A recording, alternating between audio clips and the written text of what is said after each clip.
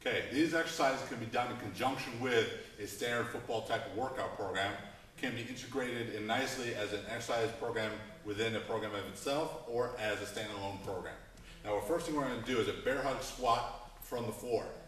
Now, a barbell squat is traditionally used in many football programs, a great drill. However, this is actually a little more specific to the needs of a football player.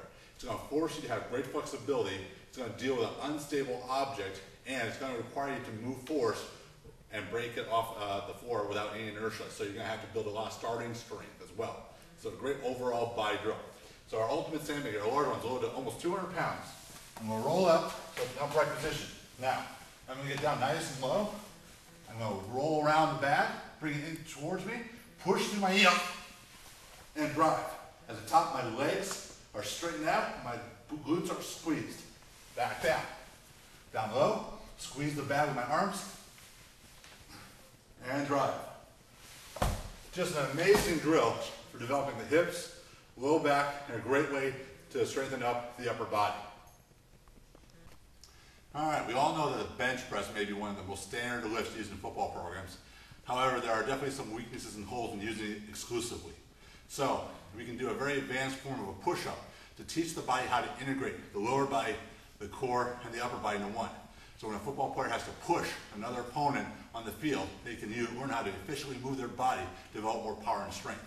So what we're going to do is almost a one-arm push-up here. Now when you're dealing with bigger people, I'm 245, bodyweight drills can be harder, so the TRX has a little bit of a support and allows me to progress to a true one-arm push-up. So I'm going to plant my hand down, grab on the foot straps, place my feet down, I'm going to squeeze my butt cheeks, take a deep breath in, work the arm out, and then drive it back in.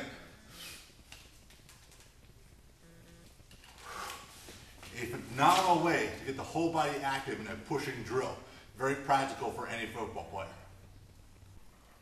All right, now we all know the power clean and Olympic lifting is a fundamental pattern for most football teams, but there's a lot of variations that most people never even use. The split versions of all the power snatch and power clean versions are extremely beneficial, improving leg power and speed development. However, it can be cumbersome and dangerous with a standard barbell. So we're going to show you how you can do it with a sandbag. So what we're going to do is we're going to start right from our shins. I'm going to power the bag up and go into the split. Down, stick it. Now you can see a lot of balance, coordination.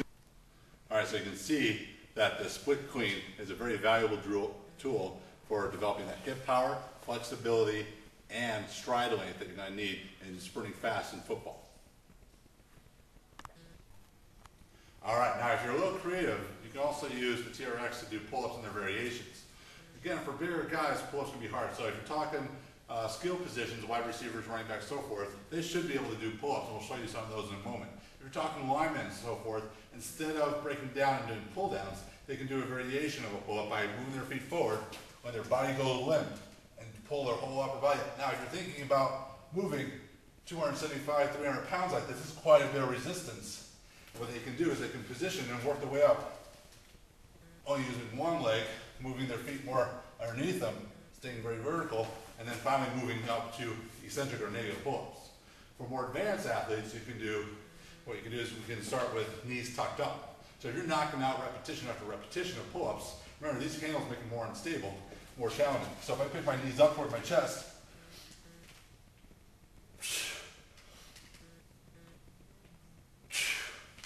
that all of a sudden amplifies the challenge of the pull-up. And the pull-up is probably the pulling staple for the upper body for your strength development. All right, now, one of the best drills you can do is a get-up. A get-up is probably one of the most practical drills because people get knocked down in football all the time. You need to get up fast, and sometimes you have an opponent on you. You have to move quickly and be strong about it. Not only that, it develops a lot of mobility in your hips. So you're getting an all-around body trainer again. So I'm going to lay back, place the bag on my shoulder. I'm going to place my left foot down, my right arm out. I'm going to press with my heel, come up. Now from here, dig into my heel, driving my hips up, sliding up to a knee, driving through the hip. The way down is just the reverse. Down to my knee, reach, plank, elevate, slide back down.